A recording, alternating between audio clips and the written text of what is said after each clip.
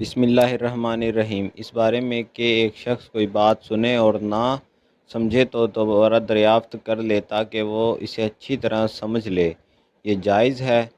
صحیح بخاری حدیث نمبر 103۔ فصل علم کا بیان۔ ہم سے سعید بن ابی مریم نے بیان کیا، انہیں نافع بن عمر نے خبر دی، انہیں ابن ابی ملیکہ نے بتلایا کہ رسول اللہ صلی اللہ علیہ وسلم کی بیوی عائشہ رضی اللہ تعالیٰ عنہ جب کوئی ایسی باتیں سنتی جس کو سمجھ نہ پاتی تو دوبارہ اس کو معلوم کرتی تاکہ سمجھ لیں۔ چنانچہ ایک مرتبہ نبی کریم صلی اللہ علیہ وسلم نے فرمایا کہ جس سے حساب لیا گیا اسے عذاب کیا جائے گا۔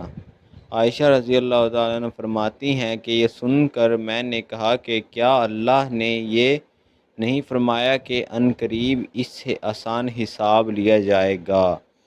رسول اللہ صلی اللہ علیہ وسلم نے فرمایا کہ یہ صرف اللہ کے دربار میں پیشی کا ذکر ہے، لیکن جس کے حساب میں جانچ پڑتال کی گئی سمجھو وہ غارت ہو گیا۔ صدق اللہ العظیم۔